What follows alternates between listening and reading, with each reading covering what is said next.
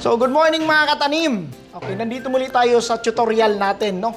Ito yung tutorial na basically, pag mag-start talaga ng hydroponics, papaano nga ba yung pagtatanim? Ayun, no? So, ang umpisa nagbistay. Pinakita natin sa video, nagbistay tayo. Binuffer natin. After buffer, ano kasunod? Siyempre, magtatanim. Yun yung preparation. Again, may preparation pa rin dito. Yun yung paglalagay ng coco peat sa baso. So, after ibistay, nakuha lang natin yung coco peat, nahiwalay yung hibla. Okay?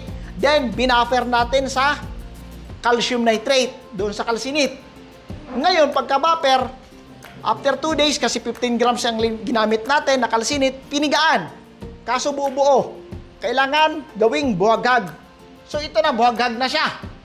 No? Huwag niyong tutuyuin, huwag niyo nang ibibilad. Bakit kamo?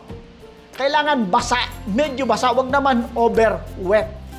Okay, paano ngayon ang na-buffer na to? Ilalagay nyo na ngayon sa baso.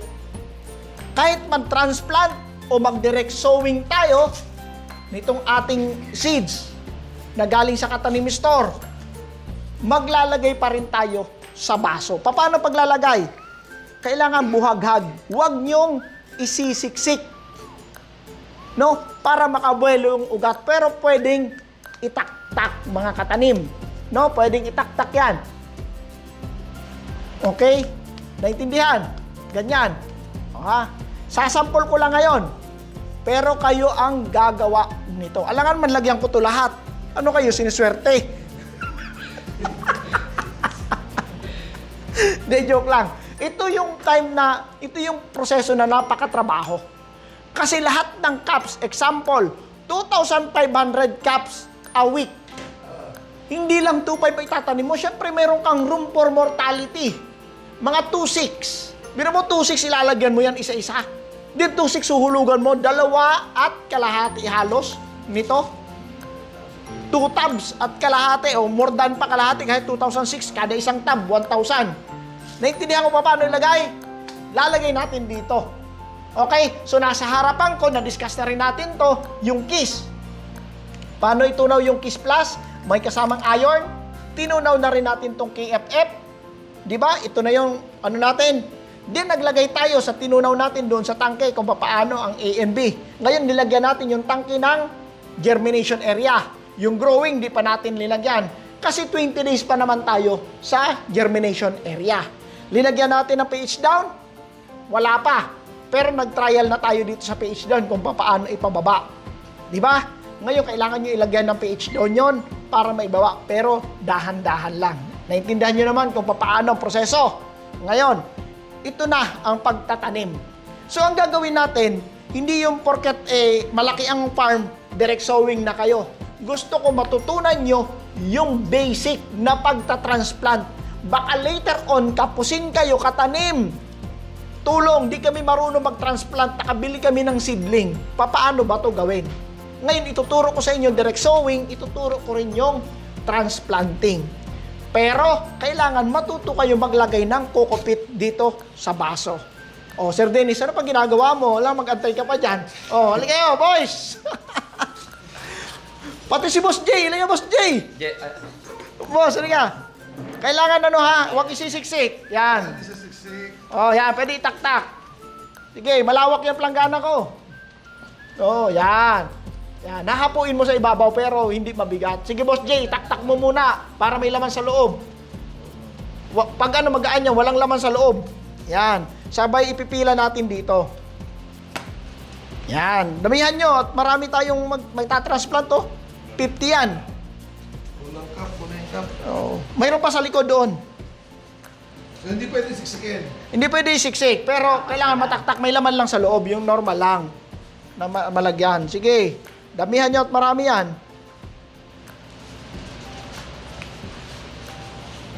Yan. Kala nyo Okay, ubusin lang yan. Tapos continuous tayo sa tutorial. Okay, so natuto na si Boss J. Cum laude na, cum laude. Cum laude na.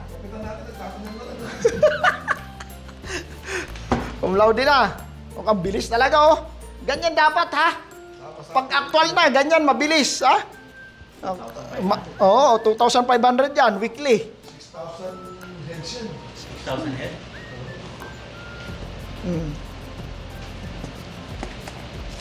Okay. Okay na, lagyan na lahat. Okay, sige. Have your seat.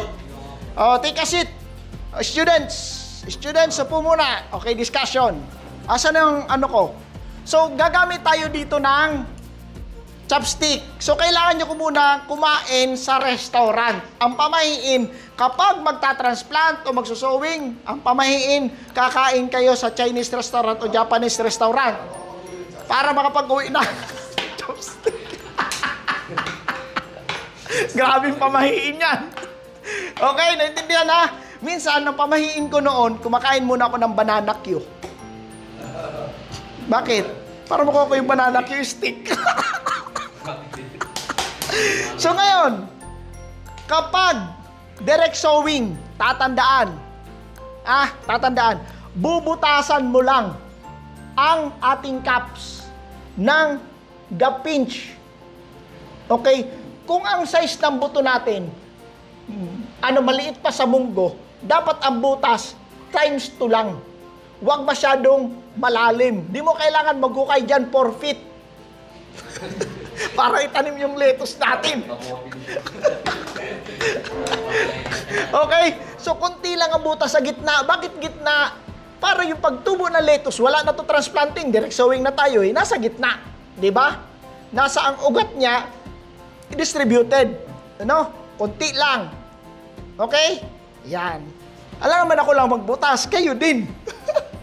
Yan. Bubutasan nyo. Kalahati lang, kalahati. Yan.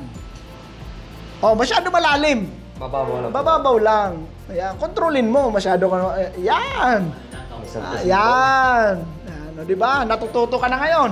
Huwag mo sinasagaan. Yan. Ulo-ulo lang. Ulo lang. Kala ko naman masarap yung sagad. Ulo-ulo lang. Yan. Wala, mabilisan. 250. Okay na. Okay. Upo ka muna, Sir Dennis. Ngayon, na nabutasan na natin to mga katanim. Ang gagawin natin, kapag magtatanim ka na doon sa germination area mo, wag na wag mo tong bibit-bitin lahat. Kung ano lang itatanim mo, paro 2.5, di 2 tabs, o 2.6, ibig sabihin 2.6 ang iano natin, ang itatanim, olmeti lang. 2 kasi 2,000. Kukuha ka ng 600 dito. 1,000 ang isa nito, kada tab, 1,000. 1,000, di 2,000. 2.5 a week ka kamo. Yung 2.5 a week na i-deliver mo, kailangan mayroon kang mortality risk na 100 man lang. So 600 kukuha ka dito, yung matira, iwanan mo sa rep. Saka mo ilalabas to. At doon ka magtatanim. Paano naman? Bubuksan mo to. Buksan ko na ha. Halika, ikaw magbukas. Buksan mo, dahan-dahan, huwag mong ibubukas lahat. Yan, kuha ka na ng konti. Tama na. Kuha ka ng konti. Yan, okay, ganyan. Sige, lapag mo na. Iti-tape mo ulit yan bago ibalik sa ref. Okay? Pati. Yan buto na yan, pakita mo sa kanila. Hindi yan nagaraya. Yan. Pelletize yan, okay? Yan. Ihuhulog mo isa lang na buto sa binutas mo. Yan. Sige. Hindi mo na yan kailangan tabunan. Okay, hindi mo tatabunan yan. Di ba may pinabili akong sprayer, yung battery? Lalagyan mo yun ng tubig. Para po. Tubig lang. Wala pang KFF. Hindi mo pa ito gagamitin. Sa 7 days mo ito gagamitin. Tubig lang, babasain mo. Pero gumagana na yung system mo niyan. Yung naka-on-off ka na para hindi naman siya ma-overwater. Pero ito, babasain mo. Bakit? Para siyang poso. Di ba, pag nagpo-poso ka, lalagyan mo muna ng tubig para umakyat ang tubig. Pasalubong. Yan din yon, may pasalubong din para magkaroon ng capillary action. Umakyat yung feeding nutrients natin na kiss, nalilagyan natin doon sa tangke natin.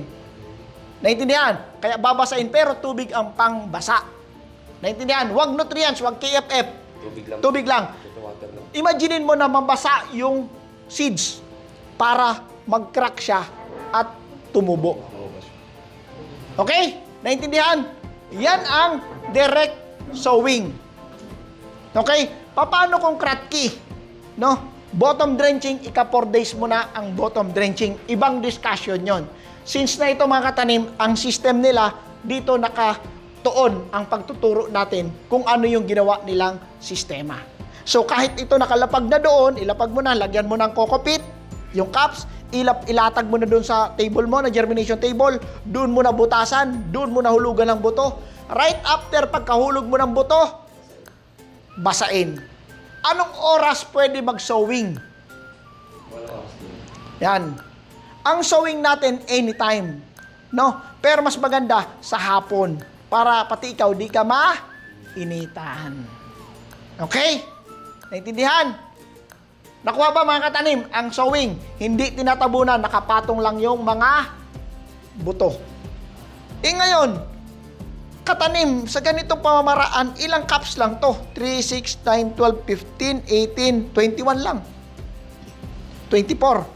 Samantala ito 50. Parang magkasing ano lang sila. Magkasing laki. Di ba? 50 dito, dito 24. So, ibig sabihin, kapag direct sowing, it occupies a lot of space. Samantala, pag seedling tray, madami ako may tatanim sa ganyang espasyo lang. Pero yun naman, labor intensive. Saang naging labor intensive? Sa pag-transplant. Sa pag-transplant nito. Again, ang pag-transplant nito katanim, sa hapon ginagawa. No? Hindi sa umaga. Kasi kung umaga ka mag-transplant, aabutan ng tanghali, maaaring malanta, mamatay, ma-stress. Kaya sa hapon ginagawa ito para makapagpahinga siya buong gabi. Kinaumagahan, ready na siya to receive the sunlight. So, paano naman ang pag-transplant? Ganito lang yan. Kuhanin mo ulit yung baso. Kanina ang butas mo ulo-ulo lang. Ngayon, sagad mo na. Kailangan lumabas na siya doon. Sa kabilang butas. Bakit ka mo? Para ano mo na yung roots niya doon. Ma-penetrate. Naintindihan ba mga katanim? Kailangan lumabas na siya. Sagad. Okay? Kanina, ulo-ulo ka lang. Ngayon, sagara na. Okay? Sagad. Buburikatin mo pa yan, no? Ayan. Okay? Lalakihan mo kasi pag kumuha ka nito, ganito pagkuha. Ang pagkuha sa seedling, sa dahon, bungkal dito, bungkal doon, bungkal dito, bungkal doon. Huwag mo nang bubunutin. Hindi yan binubunot. Alalay ka lang dito. Pagkabungkal mo lahat, nabungkal mo na lahat, ayan, maraming ugat. Hindi kakasya ito dito. Ngayon, babawasan mo ng coco pit. Hindi may stress yan. May stress. Actually, late na to, boss. No? Dapat mas maliit dito ang pag-transplant. Di mo pinapaabot ng 15 days. Kasi pag umabot ng 15 days, ganito na siya kalaki. Dapat 12 days lang. Okay? Yung roots, alalayan na mag-shoot doon sa ilalim. I-press ng bahagya, i-press ng bahagya, gamit yung ating chopstick, tabunan ng konti, para tumayo. At yun na, ang ating tanim. O, kayo naman. Bakit si ano lang estudyante ko? Si Sir Dennis lang. Oo. Doon muna, magbutas muna doon. Ito, may chopstick ko. Oh, yan, sige. Katanim yung nakikita ko, nagpupula sa foam. Pwede ba? Kabila ka ba? Pwede naman, pero mainit kasi ang foam, lalo pag summer. Iba pa rin ang coco pit, no? Ayan. Okay, kamay. Ang kamay mo sa dahon, yan. Magkakabilang dulo. Bungkal. Angat-angat ng konti. Oo. Bubungkalin mo, huwag mo buhugutin. Yan. Okay? O, bawasan mo kukupit para magkasya. So, ganyan ang transplanting. Ginagawa ito tuwing hapon. Ha? Hapon. Yan, sige, ang ugat, ganyan. O, press.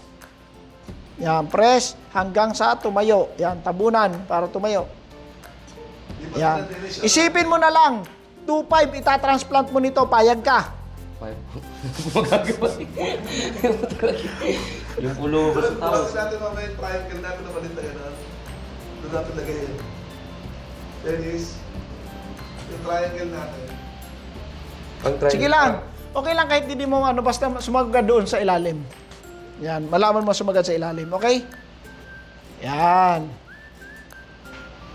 Gano'n. Okay. 15 days kasi may ano yan, may KFF. 12 days dapat. May paglalagay tayo ng water yung lumamaya yung ano. Okay, ngayon, katanim. Dito sa seedling, magtatanong na naman sa atin. Katanim, first day binasa mo. Pagkahulog mo ng seeds, binasa mo. Ano gagawin sa second day? Wala. Kasi, napasok na. Third day, wala. Fourth day, wala. Ang may gagawin ka ika-seventh day, magpulyar ka na nito. Para ganyan yung itsura ng tanim mo. Ayan, nakapulyar yan. Nakapulyar na yan. 2 ml yan. Every other day. Kaya ganyan, sumasabog ang dahon. Again, shake well. Ilang days po pwede na siya kainin? Pwede na, kahit ganyan, pwede na, microgreens. Maliit. Pero masayang. Kasi pag lumaki, mas mahal na value. Recommendation, mga 20? 2020 tayo, 40 days. 40 days harvest natin para mahal na ang value. No? So, ika-7 days ang pulyar, ha? KFF ang pangpulyar. Hahaluan pa ba ng kiss yan? Huwag nyo nang haluan ng kiss. Ito lang, every other day. Sa umaga. No, early in the morning para open ang stomata. Okay? Yung KFF to, KFF. Kung ang ganyan, naka-circulate ka, ano ang level ng tubig? Nakita mo yung yung lumot? 1 ml lang yan kung stagnant ang water. Pero kung nagdi-drain yan dyan, kahit ipatong mo lang, okay lang. Kasi may butas naman to sa ilalim. Oo, mag-aano din yan. Kaya nung tinanim ko yan, binasa ko din. No? Para magkaroon din siya ng ng capillary. Umakyat lang yan. Pero ang level, makita mo, 1 inch lang from the bottom, no? 1 inch. So, naintindihan na ito mga katanim? Okay? So, yan ang ating tutorial para sa lettuce natin. I hope na nasundan nyo to. So, ang lahat ng to ay available sa Katanim Store, Shopee, or Lazada. Okay? So, kindly share the video and love yan. Okay? Thank you very much.